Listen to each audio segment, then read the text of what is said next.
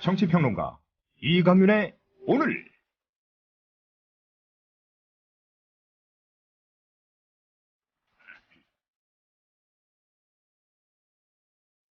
안녕하십니까, 이강윤입니다.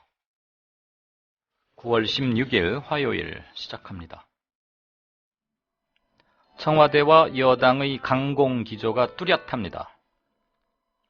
수사권과 기소권 부여는 삼권 분립을 위배하는 것이어서 대통령이 개입할 수 없다.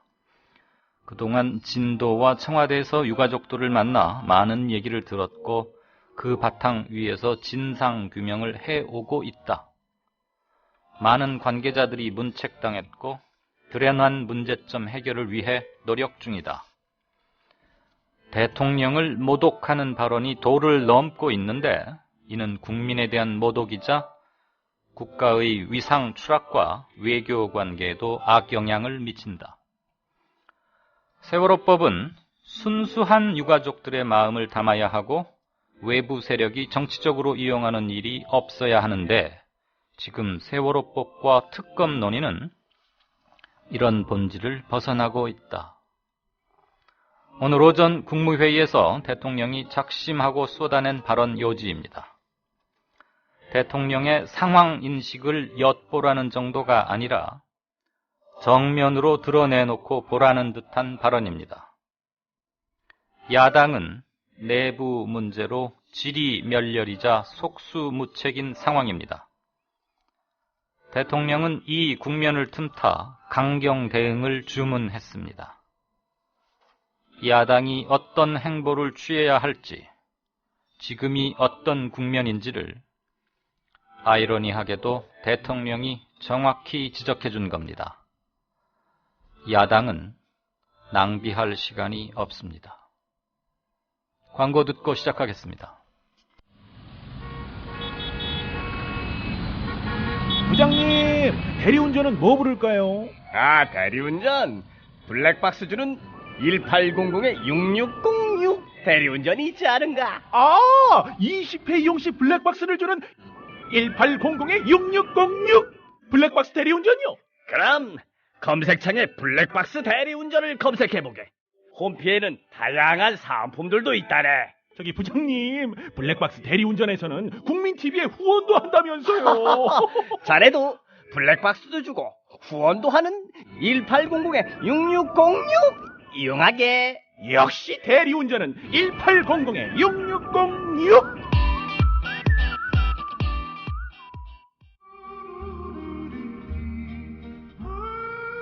저희는 경남 하동에서 무화과를 생산하는 기농 1년차 새내기 농부 해그림, 달그림입니다. 무화과 드셔보셨어요?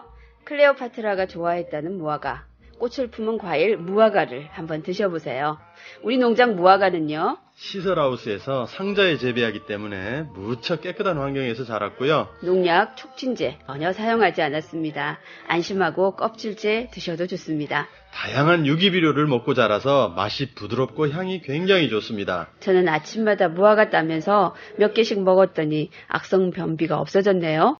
의 방법은요, 전화 010-8866-9596, 8866-9596 이고요. 네이버에서는요, 무화과 사계절 농장을 검색하시면 저희 농장 블로그에 들어오실 수 있습니다.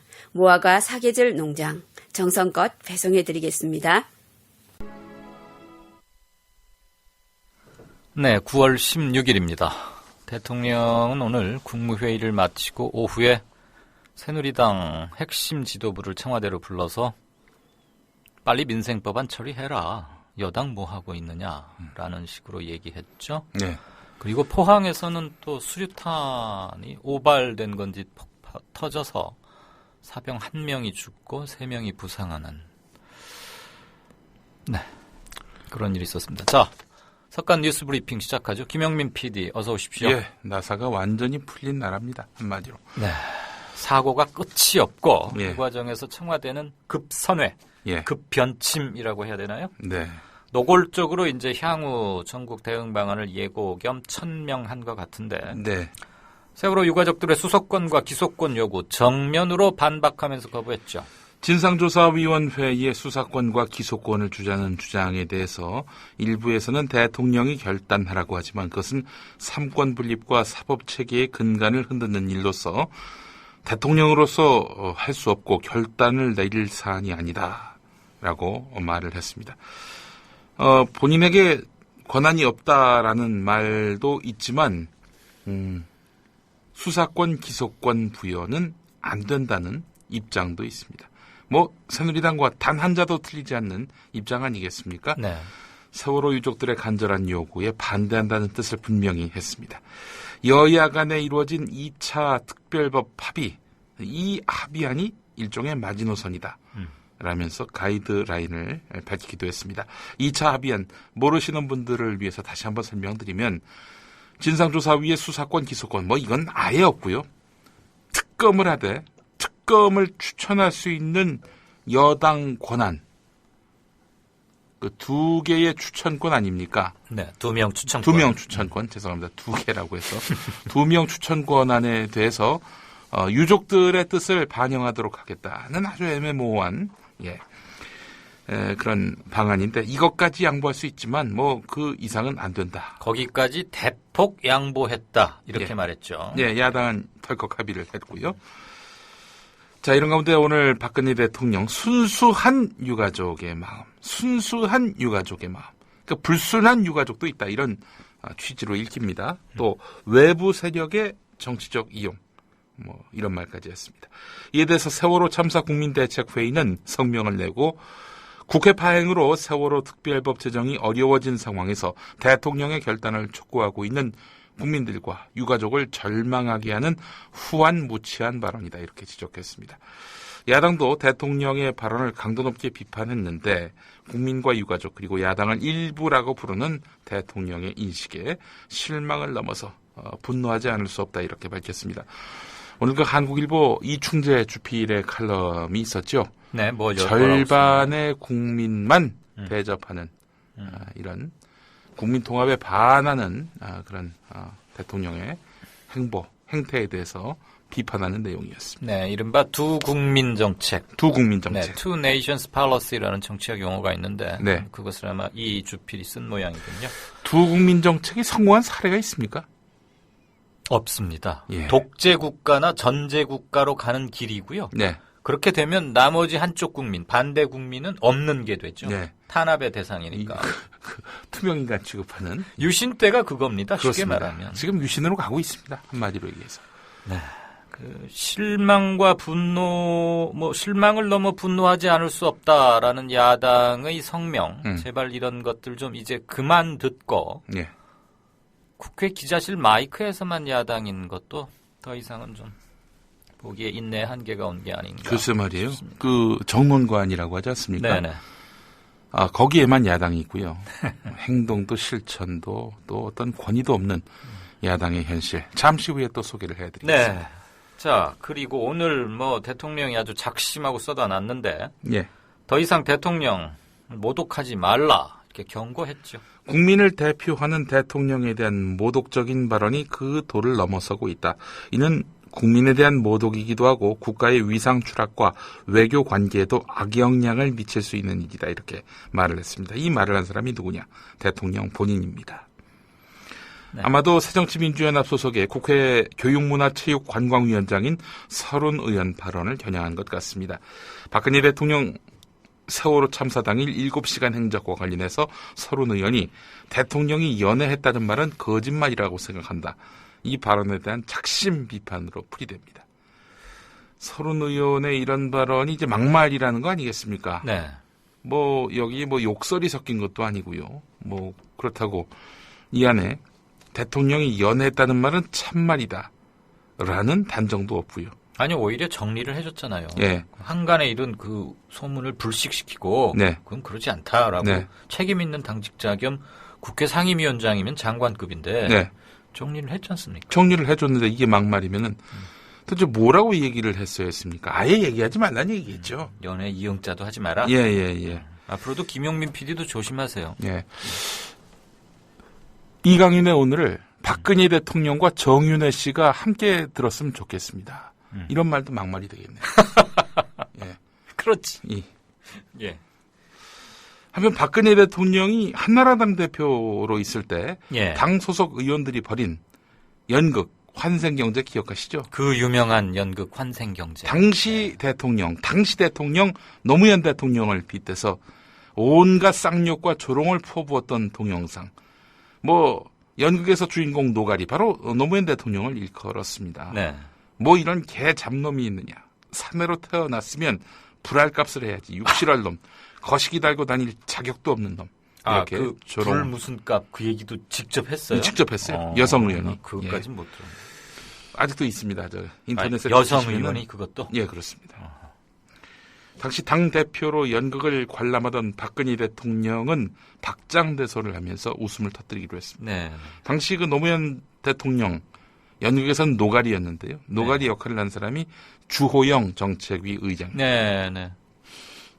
누리꾼들은 노무현 대통령의 생전 발언을 이렇게 퍼날랐습니다.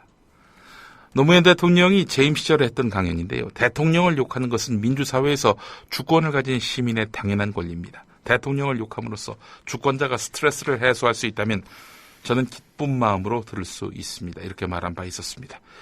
우리에게도 링컨 같은 대통령이 있었군요. 네. 대통령 욕하는 것이 거의 레포츠였다라는 당시 참여정부 시절 장관의 탄식도 있었는데 말이죠. 자, 이런 마당에 지금 전국은 급박하게 돌아갑니다. 한마디만 더 하겠습니다. 네. 박근혜 대통령, 국민을 대표하는 대통령을 모독하는 것은 국민에 대한 모독, 이건 그렇다 치고요. 국가의 위상 추락, 외교 관계 악영향 이렇게 얘기했습니다. 그렇죠. 대통령을 마음껏 욕할 수 있는 나라, 그런 나라의 민주주의의 어떤 그런 정도, 높다고 봐야 되는 거 아닙니까? 네. 대통령을 보복 두려움 없이 마음껏 비판할 수 있는 이런 자유가 허용된 나라의 국가의 위상이 높습니까? 사실을 이야기해도 아주 무엄하게 돼버리는, 막말이 돼버리는 그런 나라의 국가의 위상이 더 높습니까? 외교관계 악영향 얘기했는데 시중의 소문, 특히 한국의 최대 신문이 칼럼에서 밝힌 내용을 인용한 외신 기자를 기소하고 처벌까지 하려는 이런 나라의 이 검찰의 행태. 이게 진짜 국가의 위상 추락, 외교관계 악영향 이런 걸 획책하고도 국가의 위상 추락과 외교관계 악영향을 걱정하는 것 자체가 이건 한마디로 유체이탈이 아닐까라는 생각을 해봅니다. 네, 뉴스 브리퍼 김영민 PD의 1분 즉흥 뉴스 해설이었습니다. 네. 자, 세 번째 뉴스 볼까요? 네. 정의와 국회의장 마침내 직권상정으로 방향을 틀었네요. 그래서 네. 26일 날 네. 본회의 소집해서 91개 법안, 네. 91개 법안을 처리하겠다 이랬는데 이렇게 확 뒤바뀐 이유 뭡니까? 새정치민주연합의 내홍 이걸 이용하는 네. 그 틈을 파고들겠다 이거죠. 의도가 너무나 역력해 보입니다. 더 이상 끌지 않겠다는 거고. 국회 운영위원장 당연직이죠. 여당 원내대표의 여당 원내대표 당연직인 국회 운영위원장 이완구 의원으로부터 정기회 의사 일정에 대한 여야 협의가 이루어지지 못했다는 사실을 전달받고 정의화 국회의장 직권상정을 결정한 것 같습니다. 발표문을 통해서 무엇라고 얘기를 했냐면은 국회 정상화를 더 이상 미룰 수 없다고 판단했다. 국회법 76조에 따라서 정기국회 의사 일정을 결정했다라면서 구체적인 정기국회 일정을 발표했는데요. 야당은 반발했습니다. 아까 야당 대변인이 박근혜 대통령 발언을 비판했는데요. 바로 그 대변인입니다. 김영근 대변인. 네. 일방적인 개의 요구와 법안 처리 강행은 본질상 직권상정이며 국회의장과 집권여당이 본회의를 개의하고 야당과 협의 없이 법안을 상정한다면 부의와 상정을 구분하는 국회법에도 어긋날 소지가 있다 이렇게 주장을 했습니다. 조목조목 따지면 또 이런 문제점이 있는 거군요. 예, 그렇습니다. 어쨌거나 지금 야당이 응하지 않은 국회 의사 일정이기 때문에 이건 파행이 불가피한데 네. 결국은 단독 날치기 처리하느냐 네. 이거죠. 9월 예. 26일 열흘 남았습니다. 일단 국회 선진화법이 적용되지 않죠. 네. 이 사안 같은 경우는 그 상임위원회에서 충분히 논의가 됐던 것이고 다만 국회 일정과 관련해서 야당이 협의를 하지 않아서 안 왔다는 것만 지금 예. 문제가 되는 예, 거죠. 공전 상태인 건데요. 네. 자, 하지만 뭐 여하간 지금 국회 이런 파행 상황, 야당의 자중질환 상황이면 품격 있는 여당은 좀 지켜보면서 시간을 줄 아는 그런 자세가 필요한 거 아닌가요? 찾을 걸 뭐 찾으셔야죠. 기대할 걸 기대해야 되겠습니다만은. 예. 아무튼 상대가 지금 전혀 내부 집수리는커녕 주춧돌도 못 놓고 있는데 예. 이렇게 이쪽에서는 한쪽에서 성대한 낙성식을 거행한다는 건 일단은 좀 정치도 이상 그렇긴 합니다. 네. 야당도 반성할 대목이 있고요. 예. 자, 박영선 새정치민주연합 원내대표 탈당 결심을 굳힌 것으로 알려지는데 과연 탈당을 할지 말이죠. 네. 측근들 전언이 계속 나오는데 탈당 결심을 확고히 굳혔다 이렇게 나오고 있습니다. 뭐 측근들도 과연 지금이 탈당을 할 때인가 놓고서 의견이 분분하지만 본인의 의지가 강고하다고 합니다. 일체의 전화, 당내 중진의 전화라 할지라도 일체 받지 않고 뭐 당연히 언론과도 접촉을 하지 않고 있습니다. 극소수 측근들하고만 연락 중인 것으로 알려졌는데 네. 자신의 차를 몰던 운전사까지 당분간 쉬게 하면서 자맹 중이라고 합니다. 예. 내일 오전에는 자신의 결심을 밝힐 것으로 알려졌는데요. 비장한 결심을 한 것으로 알려지니까 당내에서도 그 박영선 원내대표의 탈당을 기정사실화하면서 그를 궁지에 몬 의원들과 이중 플레이를 하는 중진들을 비판하는 목소리가 터져나오기 시작했습니다. 최악의 국면으로 가는 건데요. 이렇게 되면. 네. 글쎄요. 마지막 한 번 더 생각을 해봐야 되는 게 아닌가. 모욕받은 측면이 없지 않지만 당 대표고 더군다나 비상한 국면에 비대위원장도 겸임하고 있었기 때문에 괴멸적 상황으로 내모는 일은 없어야겠다는 한간의 중론에도 좀 귀를 기울였으면 하는 마음입니다. 아니 박영선 원내대표를 왜 고집해야 하죠? 근데 뭐 개인적 인적 자원에 대한 고집을 떠나서 당 대표가 떠나버리면 그 진공 상태와 충격이 너무 큰데 지금 상대 측에서는 강한 강공 드라이브를 이미 오늘부터 시작했기 때문에 예. 대응을 할 시간적 여유나 이런 게 없이 아주 무참히 깨져버리는 그런 걸 염려하는 거죠. 탈당한다고 보십니까? 저는 아닐 거라고 보고 싶습니다. 그럼 지금 하고 있는 건 언론 플레이입니까? 언론 플레이도 아니죠. 일종의 시위 같고요. 예. 상처받은 자존심, 그다음에 공개적으로 모욕받은 거에 대한 어떤 분을 사귀고 있는 과정. 그런데 지금 누구와 연락하는가가 제일 중요한데 이럴 때 좀 진득하게 무게를 잡아줄 수 있는 어른이 과연 몇이나 될까? 뭐 이런 게 좀 궁금합니다. 그런 야성, 그 자존심, 왜 세월호 유족들을 위해서 안 씁니까? 왜 자신의 이미지 훼손당한 것만 발끈합니까? 그러니까 탈당을 하면 만약에 탈당을 결행한다면 정말로 네. 저는 정치인 박영선이 최근 한 달 사이에 중대한 정치적 과오를 4번째 저지르는 건데 네. 그 탈당이 4번째 과기겠죠. 네. 그게 가장 치명적이고 괴멸적인 네. 중대 과오다. 예. 그리고 그것은 그를 오랫동안 벗어나지 못하게 할 것이다. 그런 생각은 같습니다. 뭐 카드를 꺼내기 전이기 때문에 현재 그 박영선 원내대표의 으름장 이 위력이 있는 거죠. 네. 근데 그 카드를 꺼내는 순간 뭐 그 위력은 아주 안개처럼 사라질 겁니다. 결국은 저는 탈당까지는 안 갈 것으로 보고 비대위원장은 당장 사퇴하겠죠. 그리고 뭐 세월호 특별법을 위해서 자신이 할 수 있는 최대한 것을 뭘 찾아는 볼 텐데 그게 여지가 없다는 것이 문제니까 빨리 의총을 소집해서 후임 원내대표를 선출하는 것도 이것을 수습해가는 그런 한 방안이 아닐까 싶긴 합니다. 일단 내일 오전 상황을 좀 예의주시해봐야 되겠군요. 예. 자, 정가에서는 박영선 원내대표가 탈당할 경우에 본인의 의지와는 상관없이 야당발 정계 개편이 촉발되는 거 아니냐. 게다가 뭐 이상돈 전 중앙대 명예교수도 제3지대 야당이 창립 상설되면 자기도 뭐 들어가겠다 이런 말 하고 그러던데 어떤 전망들이 나오고 있어요? 뭐 강원 대립이 폭발 직전의 상태로 발전한 상태다라고 언론들은 보도하더군요. 네. 세월호 특별법 국회 정상화를 놓고 또 한 차례 극한적인 내홍 사태에 또 빠져든 거 아니겠습니까? 이른바 중도 온건파라고 불리는 이들은 강경투쟁 그만하고 국회로 돌아가자 이러고 있는 반면 또 이른바 강경파로 분류되고 있는 의원들 다수입니다. 네. 다수는 지금 이 상태에서 야당이 본질적으로 자기 부정을 하면서까지 이 국회 여당의 페이스에 말려들어야 되느냐 라면서 지금 반발하고 있는 양상이고요. 예. 자, 결국 지금 당은 그 구심점이 없습니다. 최소한의 어떤 대표성을 가진 지도력이 완전히 붕괴가 된 상태입니다. 네.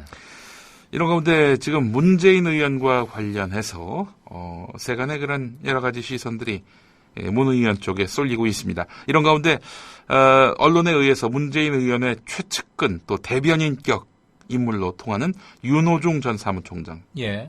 오늘 조상훈의 뉴스바와 인터뷰를 했는데 박영선 위원장이 문재인 의원이 그렇게 다 동의를 해놓고 이상돈 비대위원장 카드 이거를 부정했다. 이렇게 지금 주장하고 있지 않습니까? 예, 예. 이것은 박영선 위원장이 만들어낸 말이다. 이렇게 이야기됐습니다. 사실이 아니다 이 얘기죠. 네, 그렇습니다. 네. 문재인 의원이 이 이야기를 처음 들은 것은 지난 10일이다.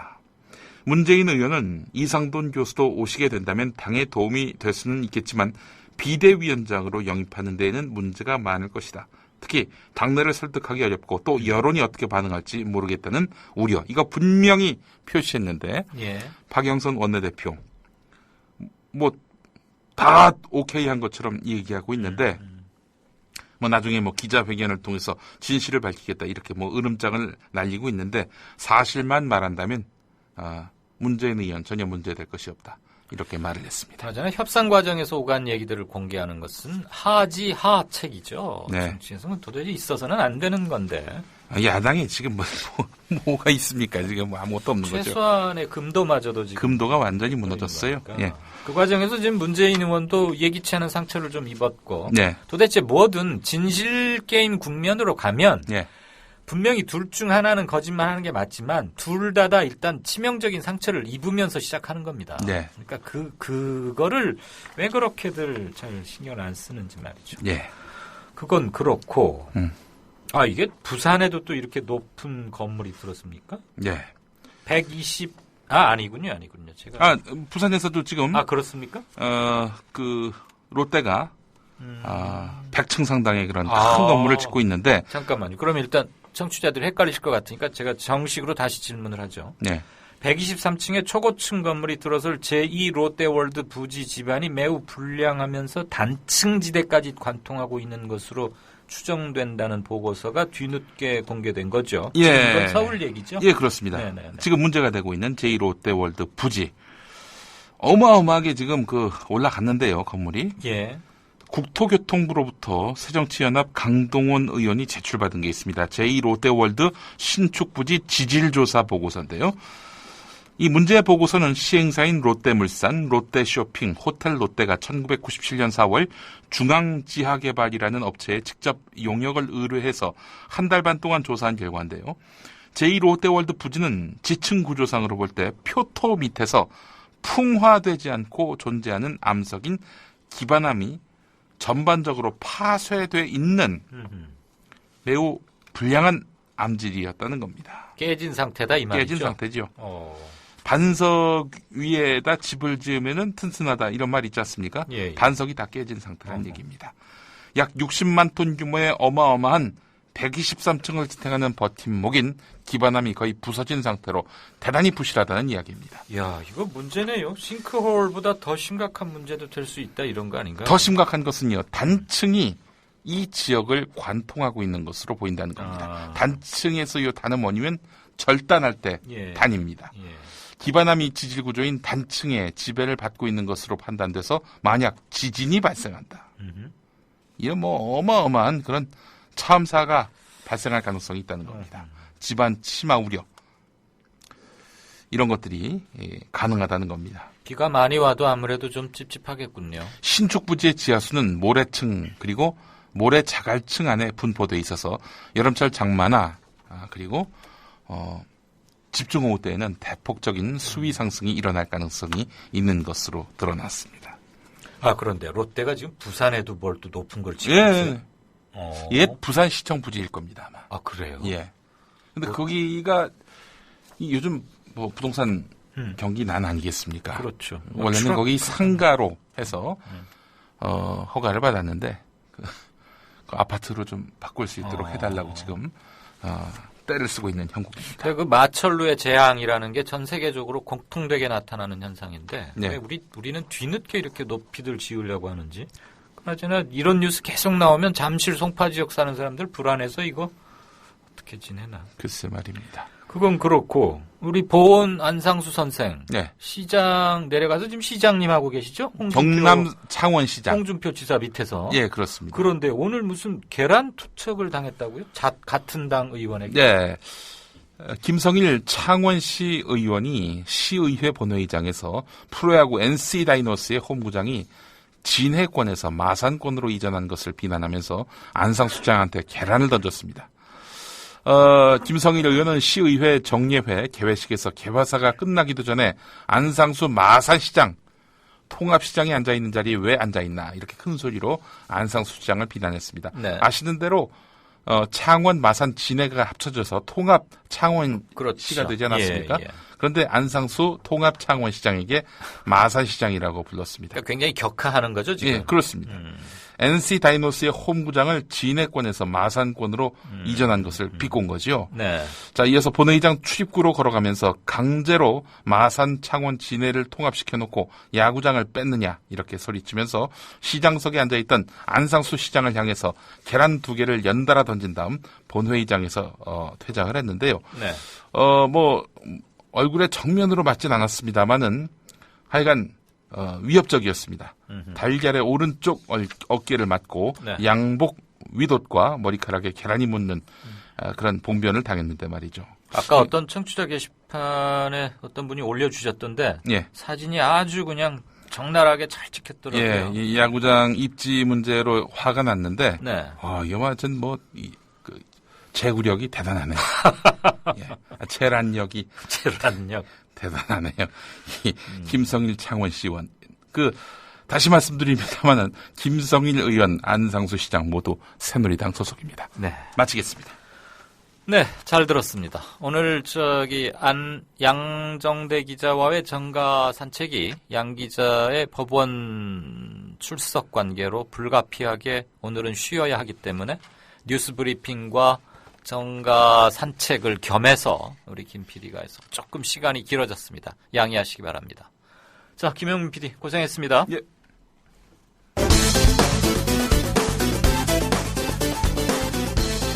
내가 손가락 끝으로 가슴 한번 툭 찔렀다 이런 이야기예요. 그걸 이제 만졌다 이렇게 표현을. 다른 데는 내가 덩어리를 쳤다 팔뚝을 만졌다 이런 거는 큰 문제가 없지 않나 싶고 할아버지 그럴 때는 사람이 실수를 한 것 같다. 그러면 이해를 해라 이래가지고 대충 된 걸로 알았는데 박희태 전 국회의장이 골프장 캐디 성추행 논란에 휩싸였습니다. 손가락 끝으로 가슴 한번 쿡 찔렀다라고 해명을 했는데 이것은 어떻게 봐야 됩니까? 최소한 박희태 전 의장 말이 변명이 사실이라고 하더라도 그것 역시 분명히 성추행이다. 네. 그래서 누가 봐도 이거는 명백한 성추행이고요. 대법원 판례를 보면 피해자 의사에 반해서 신체 접촉이 있으면 추행죄가 성립한다 이렇게 판결이 나 있기 때문에요. 예. 가령 이제 본인 말처럼 무슨 딸이나 손녀처럼 귀여워서 어떤 성적 의도가 없이 신체 접촉을 했다. 가령 이런 상황이라고 하더라도 피해자 입장에서 수치심을 느꼈다면 그건 당연히 성추행에 해당하는 것이고요. 예. 박희태 전 의장 해명만으로도 충분히 성추행이 성립된다는 말. 그러나 피해 여성은 박 전 의장의 추행은 더 심했다고 밝히는데 같이 운동을 하고 있던 캐디의 팔을 심하게 주물렀고요. 네. 그리고 또 다른 사람이 없을 때 이 등을 감싸면서 가슴을 만졌다고 합니다. 예. 그리고 그 카트에서는 바로 옆자리에 앉아서 허벅지를 만졌다. 이렇게 지금 피해 여성이 진술을 하고 있습니다. 예. 이뿐만이 아니고요. 마지막 홀에서는 그 정리를 하고 있는데 캐디의 엉덩이를 이렇게 움켜쥐었다고 합니다. 네. 그리고 이뿐만이 아니라 그 입맞춤을 요구하는 그런 언어적인 희롱까지 했다. 그래요. 는 것이 지금 피해 여성의 진술입니다. 네. 지금 피해 여성은 현재 그 경찰에 고소장을 제출한 상태입니다. 박희태 전 의장, 새누리당 대표로 있을 때에는 기자들에게 단체로 성희롱한 전적도. 박희태 한나라당 대표. 오랜만에 당사의 모습을 드러낸 박 대표에 대한 언론의 관심은 단연 다음 달 재보선 출마 여부였습니다. 박 대표는 한시 구절을 인용해 자신의 진경을 내리쳤습니다. 밤송이는 벌이 쏘지 않아도 세월이 가면은 스스로 벌어집니다. 너무 그렇게 쏠라고 하지 마세요.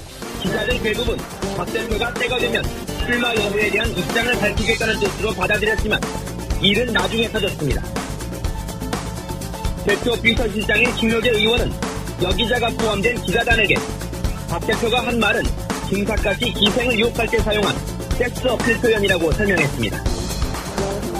박 대표가 언급한 구절은 후원 확률 무공개, 김사까지 하룻밤을 지낸 여인에게 처녀가 아닌 것 같다고 하자 그 여인이 갈등하며 답한 대목입니다. 밤송이는 벌이 쏘지 않아도 세월이 가면은 스스로 벌어집니다.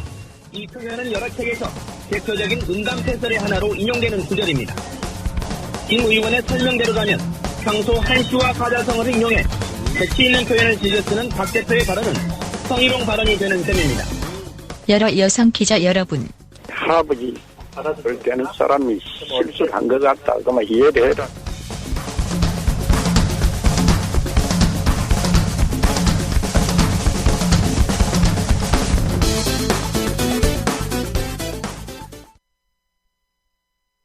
네.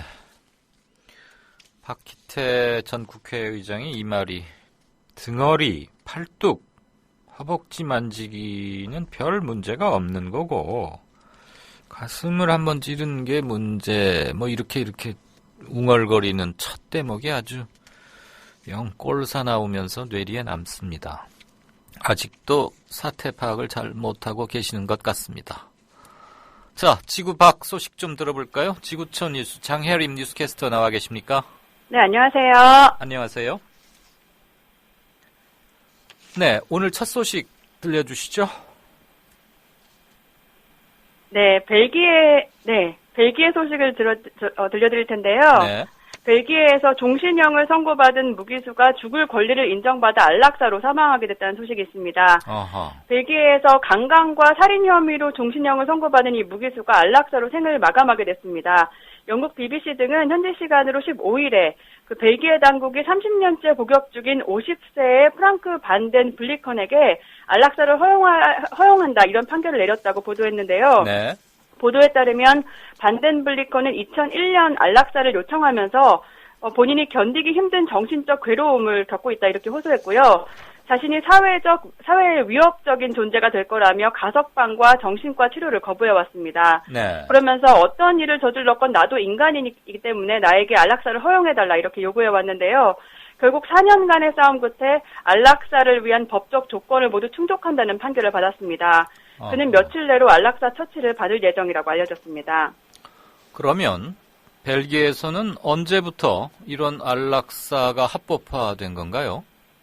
벨기에는 2002년에 안락사를 합법화했고요.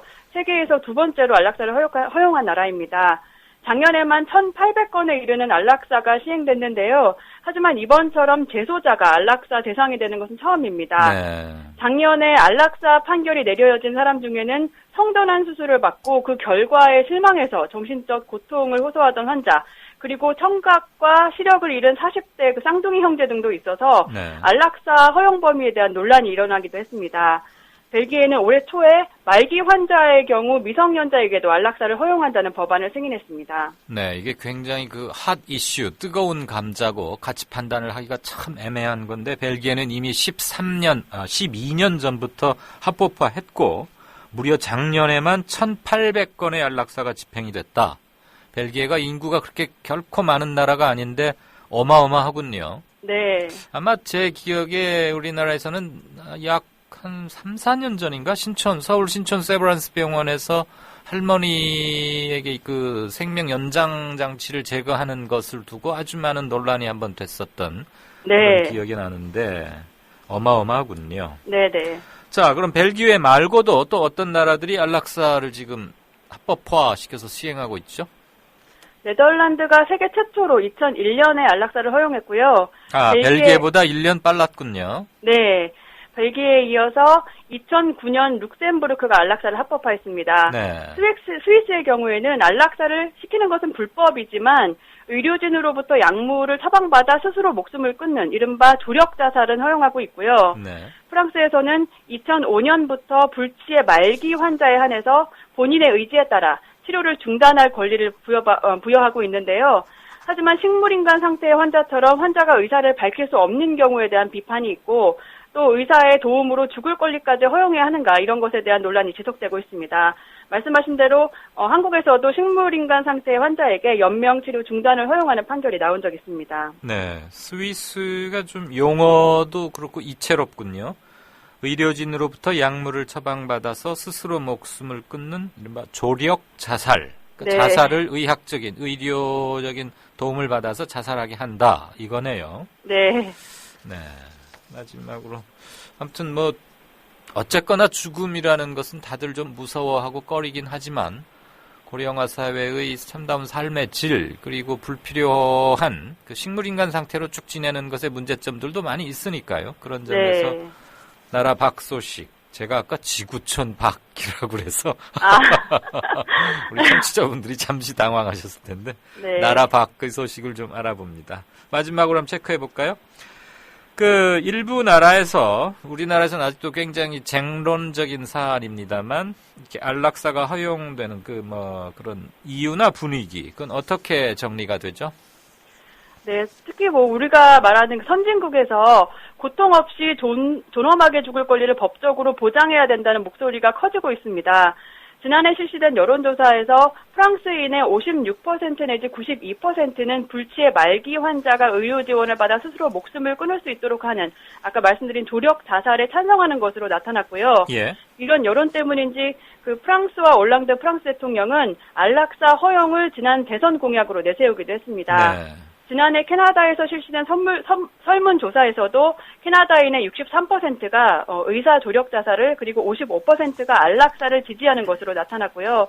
최근 영국 대법원에서는 안락사를 전면 금지하는 현행법이 인권 침해 소지가 있다고 지적한 바 있습니다. 네, 같은 유럽이지만 북유럽권과 서유럽, 그러니까 유럽 대륙의 한 중심이라고 할 수 있는 프랑스나 영국, 그리고 북쪽에 위치한 나라들과는 분위기나 이것을 접하는 태도가 많이 다른 걸 알 수 있네요. 네. 그러나 조금 제가 의아스러운 게 작년에 실시된 여론조사에서 프랑스인의 56 내지 92%가 불치의 말기 환자 조력 자살을 찬성했다 이랬는데 그 찬성 범위가 너무 넓군요. 56에서 92%라는 게 무슨? 네, 이 여론조사가 이제 여러 가지가 합쳐져서 그 다른 여론조사 결과를 합쳐서 그런 네. 것도 있고요. 네. 그 다음에 완전히 찬성한다, 혹은 부분적으로 찬성한다 이런 걸 합쳐서 이렇게 한 몇 것으로 가지 보입니다. 조사들을 묶어서 하다 보니까 네. 어쨌거나 작게는 반수, 조금 과반수, 많게는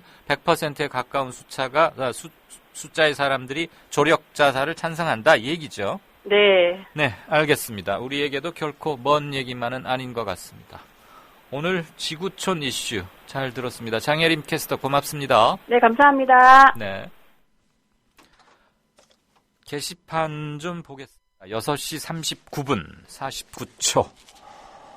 벌써 또 40분 들어가니까 이게 시작한 것 같은데 끝나야 되고 비행기 이륙하자마자 착륙할 거니까 안전벨트 매라는 것 같은 격이군요.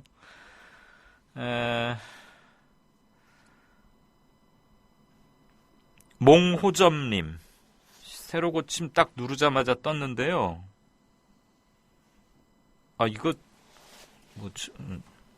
이건 지극히 제 사견입니다. 이강윤님이 이 프로를 맡은 후 그 많은 종편의 시사 프로에 출연이 없는 것 같습니다. 그러니까 제가 다 그 종편 텔레비전들에 안 나가고 있다 이 말씀이신가요? 엄마 부대와 함께 악을 쓰던 황장수 같은 사람도 평론가라고 매일 나오고 홍성걸, 정군기, 이봉규 같은 분들도 있는데 왜 이강윤님과 같은 분이 못 나오는 건지요. 그전에는 자주 뵀거든요. 혹시 국민TV 진행자라는 것 때문에 불이익 당하는 것인가 하는 느낌입니다. 이철희 씨는 그래도 썰전이라도 하는데 말입니다. 다른 데는 몰라도 JTBC 정도는 좀 나갈 수 있도록 힘 좀 써줍시다. 아니면 어서 빨리 3만 조합원 2만 시청료 납부자를 이뤄야 하는 건지. 듣고 보니까 저는 깜짝 놀랐어요. 제 이름을 거론하셨고 제가 안경을 안 끼고 이 모니터를 보기 때문에 한꺼번에 다 읽지를 못하거든요. 염려해 주셔서 대단히 감사합니다. 몽호점님. 여기 시작한 이후로 물론 그 출연 제의가 많이 줄어든 것은 사실이고요. 원래 뭐 채널A나 TV조선 이런 데는 안 나가긴 했습니다만 글쎄요. 이곳에 제 고정 프로가 생긴 것과 뉴스 채널이나 일부 종편에서 저에게 출연 요청을 하지 않는 것과 어떤 구체적 관계가 있는지에 대해서 저도 잘 모르겠습니다. 아마 뭐 비주얼에서 좀 떨어지고 제가 마음에 안 들었던 모양이죠. 뭐. 일단 이강윤의 오늘을 잘 만들고 경쟁력을 갖추도록 하겠습니다. 박기태 전 국회의장에 대한 아주 비난들이 굉장히 많고요. 그 다음에 오늘 있었던 대통령의 국무회의에서의 발언, 그거에 대한 부당성, 이런 것들을 강하게 비판 많이 해주고 계십니다. 이건 뭐 처음 6시 시작할 때부터 계속되었던 것들이고요. JK 정 실장님 같으신 분은 그 박희태 그 뭐 골프장 사건 이런 걸 또 만평을 잘 올려주셨고 사진 올려주신 것들도 많이 봤습니다. 그 다음에 야당 안쓰러운 것들 도나님, 그 다음에 낭만 고양이님 잘 봤고요. C8 이명박이라는 닉네임을 쓰신 분께서는 민주당 분당하자. 철수, 한길, 경태까지 합쳐서 꺼져라. 뭐 이런 의견을 주셨습니다. 일단 오늘 밤 상황 잘 보시죠. 네, 43분 막 들어왔습니다. 진짜 인터뷰 시작하겠습니다. 오늘 진짜 인터뷰에서 연결할 분은 조금 설명이 필요한 분입니다. 그들이 광장으로 나왔습니다. 그들이 누굴까요? 지난 6일 일간 베스트 저장소는 이른바 일베 회원들은 세월호 참사의 진상규명을 위한 특별법 제정을 촉구하며 단식투쟁을 벌이는 유가족들 앞에서 보란듯이 폭식투쟁을 벌였습니다. 이른바 9.6 사태입니다. 음지에 있던 일베들이 전면에 나선 걸까요? 일베 연구서적인 일베의 사상이라는 책을 쓴 박가분 씨를 전화로 연결했습니다. 박 선생님 안녕하십니까? 네, 안녕하세요. 네, 조금 기다리셨군요. 네. 일베는 원래 음지에서 이렇게 키보드 워리어라고 하나요? 컴컴한 골방 같은 데서 그냥 키보드와 모니터만을 가지고 뭘 해소해내는 그런 그 두 인격을 가진 좀 정신분열증인 네티즌일 것이다. 뭐 이런 세간의 얘기들도 있고 했는데 백주대낮에 대한민국의 한 복판에 자기 모습을 드러내면서 단체 행동을 했어요.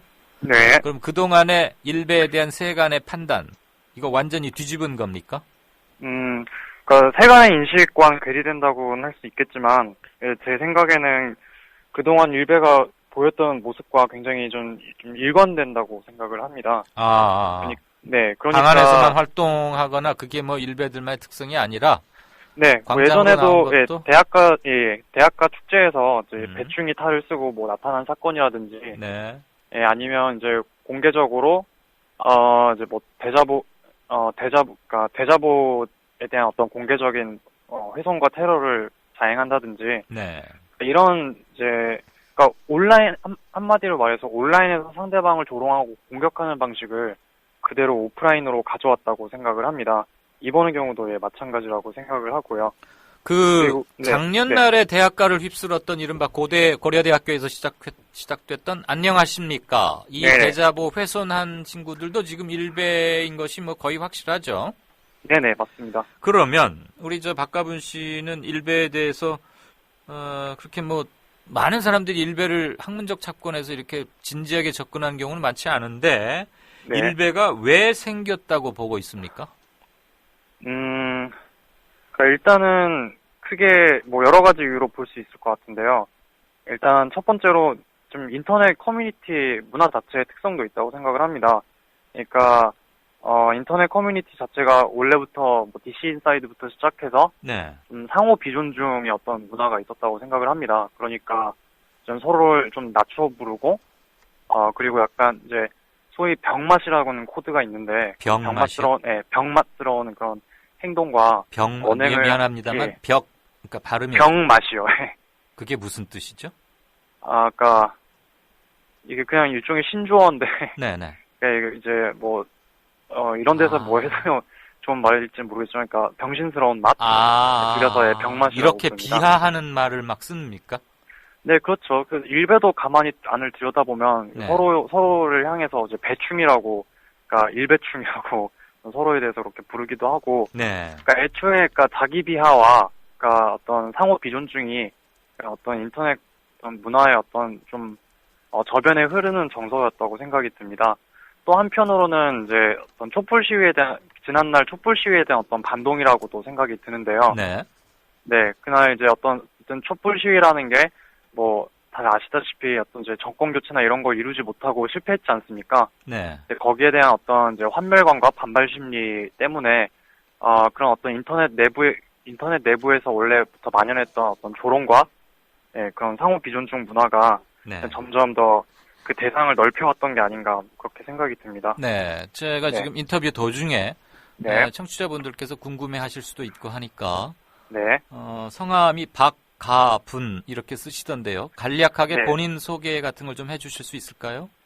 네, 저는 글쎄 어떻게 표현해야 할까요? 저 박가분은 필명이고요. 네. 제가 2006년 네이버 블로그에서 이제 박가분이라는 필명으로 활동을 시작하고 몇 편의 이제 책을 쓰면서 좀 활동하게 된 자유기구가입니다. 현재는 지금 뭐 대학원에 재학 중이고요. 혹시 전공까지는 물어봐도 됩니까? 네, 전공은 경제학을 전공합니다. 네, 경제학도이시고 대학원 석사 또는 박사 과정? 석사 과정입니다. 네, 석사 과정에 계시면서 약 한 7, 8년 전부터 시사 관련한 블로거로 활동을 해 오셨고, 네네. 그동안에 냈던 책들은 대개 시사, 정치 뭐 이쪽인가요?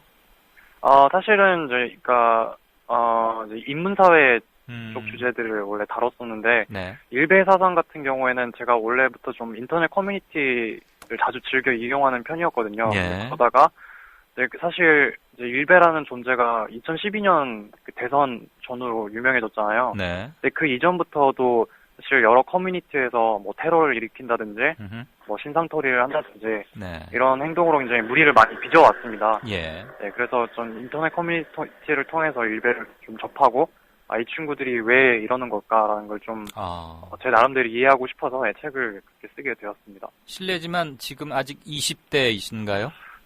네, 아직은 20대 후반입니다. 그러시군요. 네, 제가 뭐 이렇게 그 사적인 것은 많이 물어보려는 게 아니고, 네네. 되게 그 자기 전공과는 조금 무관해 보이는 것에 이렇게 정력과 에너지를 기울여서 이런 책도 펴내고 했기 때문에 조금은 궁금해하시는 분이 아니 뭐 더 이상 제가 박가분 씨 개인에 대해서 뭘 물을 생각은 아닙니다. 네. 예. 그 조금 전에 답변하는 과정에서 네. 일베들이 자기 스스로들끼리도 무슨 일베충, 벌레충자 들어가는 그런 말을 하곤 합니까? 네네, 그렇습니다. 그러면 그 충자가 굉장히 경멸적인 것이라는 것을 알면서도 자기들끼리 그런 말을 쓴단 말이죠. 네, 맞습니다. 그런 자기 비하는 우리가 그럼 어떻게 받아들이거나 이해해야 될까요? 그러니까 저는 일종의 유머 코드라고 생각이 되고요. 뭐라고요? 네, 이제 유머 코드로, 그러니까 자조적인 유머 코드로, 그러니까 88만 세대의 어떤 그런 뭐 불안정성이라든가 뭐 방향 상실 그냥 이런 걸 그냥 보여준다고 생각을 합니다. 네. 근데 한편으로는 그러니까 그런 어떤 이제 일베 내 문화가 한편 좀 오늘날 대한민국의 좀 젊은이들의 어떤 경험을 반영한다고 생각이 드는데요. 네. 그러니까 근데 이제 그러니까 예전의 세대보다는 자기의 어떤 욕망에 좀 더 충실한 것이, 그러니까 충실한 세대이고, 자기 욕망을 표출하는 게 굉장히 자연스러운 세대이지만, 한편으로는 뭐 예를 들어서 2002년 때 어떤 붉은 악마 세대와는 또 달리 네. 사회적인 연대의 어떤 그런 경험이 좀 결여되어 있는 세대라는 생각이 듭니다. 그 사이에 어떤 그 일베의 어떤 이제 중심적인 이용자라고 할 수 있는 그런 어떤 중고등학생들이나 아니면 20대 초중반의 친구들이 네. 그래서 이제 그런 이제 한편으로는 자기 욕망에 충실하지만 또 한편으로는 어떤 그런 사회적 연대의 가치를 경험해보지 못하고 중요성을 인식하지 못하기 때문에 네. 어떤 이제 사실 그 나름대로의 그 어떤 유희, 놀이 아니면 유머 코드 같은 거거든요. 상대를 조롱하고 상대를 조롱한 만큼 자기 스스로도 비하하는 그런 것들이 네. 그거는 지금 네. 들어보니까 네. 공동체성이나 사회성을 상당히 결여한 그리고 대단히 비정상적인 네. 정신작용이 아닐까 싶은데 왜냐하면 네. 사회가 건강하게 갖고 있고 또 지향 네. 하는 게 맞는 어떤 공동체의 상식에 대해서 네. 아주 공격적이고 폐륜적인 행위를 서슴지 않지 않습니까? 그것을 네, 유희, 놀이라고 생각한다 이 말이지요? 네, 맞습니다. 네. 명확하게 놀이로 인식을 하고 있는 거죠. 이 친구들에게는 네. 그게 놀이다 이거죠? 네, 그렇죠. 사실 그래서 지난번에 어떤 폭식 시위도 네. 어떤 진지한 정치적인 주장이라기보다는 사실 뭐 예전에 이미 말씀드렸다시피 어떤 대학 축제에 그런 배충이 탈을 쓰고 나타난 것과 다를 바 없는 일종의 퍼포먼스, 놀이에 더 가까웠다고 생각을 합니다. 그러니까 뭐 세월호 특별법에서 쟁점이 되고 있는 기소권, 수사권 이런 것들에 대한 자신의 정치적 의사를 표출하는 게 아니고 네네, 본질은 그게 아니라는 목숨을 거죠. 걸고 단식하는 사람들 앞에 와서 그냥 우리는 깽판 치듯이 뭐 좀 먹고 막 이러자 이거죠. 네, 그렇죠. 근데 그러면 잠깐만요. 네네. 미안합니다. 네, 어떤 정치적 일문일답식으로 좀 진행을 하고 싶어서요. 허용하시면. 네, 알겠습니다. 네. 그들은 네. 폭식 투쟁을 벌인 이 친구들은 광화문에서 목숨을 걸고 단식하는 분들의 단식이 갖는 의미를 알고도 그렇게 한 겁니까? 아니면 그건 모르진 않지만 거의 치지도외하고 별로 중요시하지 않고 그냥 자기들끼리의 놀이나 유희로 그렇게 한 것으로 보고 있습니까? 그럼 유가족이 그렇게 행동에 나선 이유는 아마 머리로는 알 거라고 생각을 합니다. 네. 하지만 그 어떤 절박함이나 절실함은 그 사람들의 어떤 자기들의 경험을 좀 벗어난 영역이 아닐까라는 생각이 드는데요. 네. 그러니까 한마디로 말해서, 그러니까 이제 일베 유저 같은 경우에는, 그러니까 일베라는 커뮤니티 내부를 들여다보면, 그러니까 나는 어떤 종류의 국가를 원한다. 나는 이런 종류의 사회를 원한다. 이런 어떤 이야기보다는 나는 사람들이 어떤 정치 선동에 휘둘리는 게 싫다. 이런 이야기들이 더 압도적입니다. 그러니까 한마디로 말해서 어떤 보수적이거나 우익적인 어떤 가치관을 지향한다기보다는 네. 저는 이제 정치 혐오 집단에 더 가깝다고 생각을 해요. 정치 혐오 집단이고 일베라는 유희적이고. 커뮤니티가. 그래서 이제 유가족이 하는 행동의 의미를 알지만 이제 그들이 뭔가 정치적으로 선동당하고 있다, 순수성을 잃었다 이런 방식으로 유가족들을 지금 공격하고 있다고 생각을 합니다. 그러면요. 네. 그 젊은 층 일베들이 와서 피자와 치킨을 뭐 100인분씩 뭐 먹고 그거 말고 그 나이 네네. 지긋하신 분들 무슨 뭐 네. 가스통인지 어버인지 그분들도 왜 가슴에 뭐 단식 1일째, 2일째 하고서는 막 치킨 먹고 그런 거 있었잖아요. 수컷닷컴에서요? 아니요. 그 나이 많이 드신 60, 70대 고령자분들도 그런 걸 했거든요. 그건 전혀 모르십니까? 네네, 저는 거기에 대해서는 네. 그러세요? 네. 아니 광화문 교보문고 쪽 그러니까 유가족 농성 텐트 근처에서 네네. 고령자분들도 그러니까 단식을 조롱하는 퍼포먼스를 했거든요. 네네. 그게 이른바 일베 젊은 친구들하고 같이 뭐 연합해서 한 건지 아니면 그 어르신들이 젊은 일베 아이들을 흉내낸 건지가 저는 알고 싶어서 질문을 드렸던 건데. 뭐 행동의 배후에 누가 있는지는 잘 모르겠지만, 네. 저는 일베 사상에 같이 좀 물든 경우가 아닌가 생각이 드네요. 네. 근데 일베는 대개 남성들이라 그래요? 특별히 남성이 압도적으로 많은 이유가 뭐라고 보십니까? 그러니까, 좀 중간에 낀 세대여서 그런 게 아닌가 생각을 합니다. 네. 그러니까, 이제 어쨌든 더 이상 이제 예전 이제 9세대가 가졌던 네. 가부장적인 어떤 특권이라든가 이런 것들이 조금씩 이제 좁아지고 있는데 여전히 뭐 일자리 부족이라든가 미래의 불투명함 뭐 이런 것 때문에 좀 상대적인 박탈감을 갖게 되고 이제 그 어떤 원한 감정을 어떤 뭐 상대적인 약자나 어떤 이제 지방 사람들에게 이제 좀 전가하는 게 아닌가 하는 생각이 듭니다. 네. 네.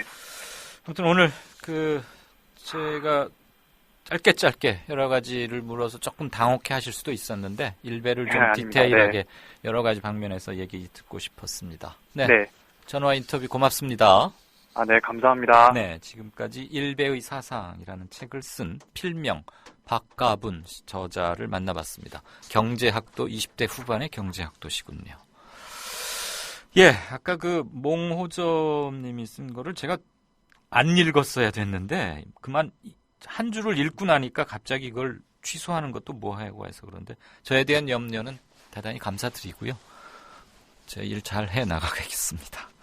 오늘 마무리 말씀드리고 하루 정리합니다. 어제 하려고 했지만 조금 늦은 뉴스가 아니고 올즈에 가깝긴 하지만 그래도 이 점은 언급해야겠습니다. 이명박 전 대통령 퇴임 후 불과 1년 반 만에 이명박 기념재단이 설립됐습니다. 지난 8월 19일 설립 등기를 마쳤습니다. 이명박 대통령의 철학과 업적을 기리며 그 정신을 이어받아 대한민국의 지속가능한 발전과 지구촌 공동체 동반성장에 이바지하는 게 설립 목적입니다. 철학과 업적은 무엇이고 이어받을 이명박 정신은 무엇인지 저는 잘 알지 못합니다. 이명박 전 대통령은 자신의 재임 중 전직 대통령 기념재단에 관한 법과 규정을 바꿨고 그에 입각해서 이렇게 빨리 초스피드로 설립될 수 있었습니다. 대단한 분 맞습니다. 제가 볼 때는 그는 4대강과 내곡동 사저건 등의 잠재적 정치 현안으로부터 전혀 자유롭지 못한 상태입니다. 이명박 전 대통령, 그에게 급한 것은 기념재단이 아니라 각종 의혹에 대한 사법적 소명 준비가 아닐까 싶습니다. 들어주셔서 고맙습니다. 이강윤이었습니다. 내일 뵙겠습니다.